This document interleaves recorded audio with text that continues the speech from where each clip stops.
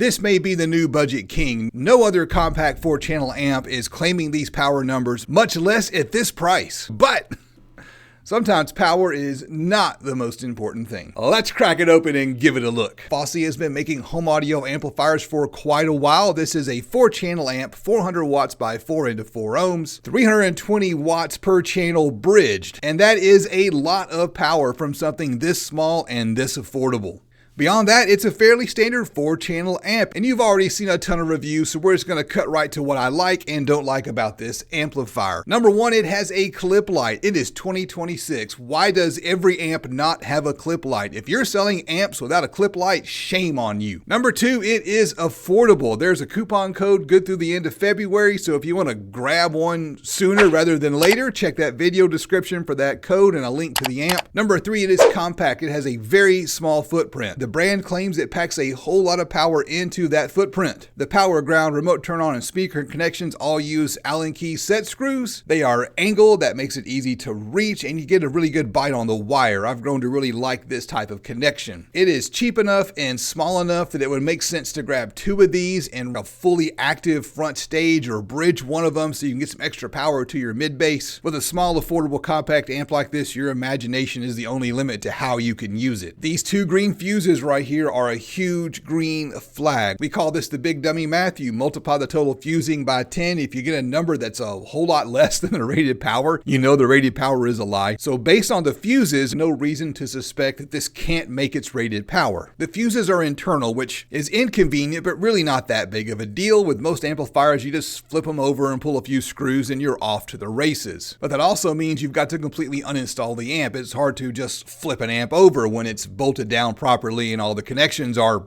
connected. But this amp kicks it up to the next level and makes it even worse. In order to get to those fuses, you have to fully disassemble the amplifier and slide the board out of the case. But that's not the most interesting problem I have with this amplifier. I'll show you that after we test it. Starting with a 4 ohm test with all 4 channels loaded to 4 ohm resistors. Going to be measuring a single channel with a test tone, and we get 95 watts at 1% total harmonic distortion on about 14.6 volts, pulling about 25 amps of current. If you're doing the math, that makes an impossible efficiency number. My amp meter has a little bit of a delay, so it's not really an accurate way to calculate efficiency. A couple of clips of the volume knob and we get clipping at the same 95 watts. The efficiency number now is at least realistic. Now on my test bench, it didn't make its rated power, but in my opinion, 95 watts is close enough to 100 for me. I like to see an amp land within a reasonable tolerance level. I don't call it a fail unless it misses its power rating by a wide margin. Somebody with more voltage on their test bench is going to get more power, and you're unlikely to hear the difference between 95 watts and 100 watts. I would love to do a 4-channel 2 ohm test, but I don't have enough resistors to do that. But here's what I can do. I can bridge the rear channels and keep the front hooked up to those same 4 ohm resistors. So the rear channel bridge gives us 332 watts at 1% THD. Once again, that's all the power she has. Rolling up to clipping, we get the same 332 watts. So 332 watts plus 95 times 2, so at least 80% efficient. That is some rock solid power in a compact and cheap. Now it's time to check out the amp guts, and you can see why the internal fuses are such a problem. You've got to pull a total of 14 screws. There's 2 on the bottom and 2 on each of the sides, a total of 6 screws that are Allen heads. The ones on the ends of the amp are Phillips, so you can't even take them apart with one tool. And those screws on the bottom and side, they were in there really tight.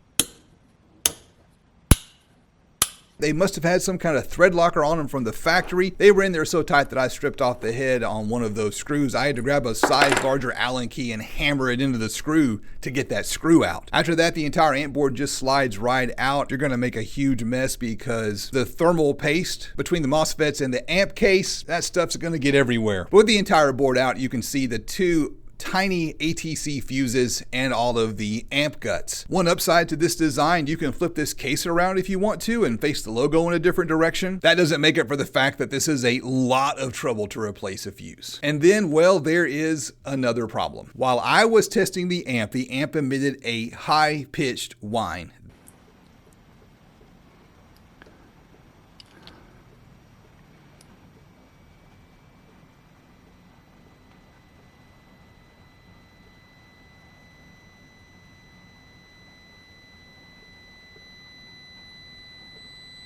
That is not unusual. I've had several amplifiers that did this. This little Kenwood did it right here as well. This doesn't happen often, but I've noticed a pattern. It seems to happen with Class D 4-channel amplifiers that are designed for mids and highs, and it typically only happens when I'm playing a 1000 hertz test tone to test the amplifiers and set the gains. Typically that whining noise is much louder right before clipping, so it gives an easy way to set the gain. You just listen for the high-pitched whine and turn it down when it gets unbearable. But this Fosse amp, the whine was audible around 50 watts of output, and it was intolerable at full tilt. The good news is that you are unlikely to generate that whine on music, and your music will likely drown it out if it does, so it's probably not ever going to be a problem for an end user. No other test that I've seen has reported the same problem, so I might have a bad unit or could be an issue with my test bench. So what we need to do now is hook it up to some music and see if it still whines and see if that whine is audible or if the music drowns it out. So back out to the garage to hook it up and find out. But then I made a mistake.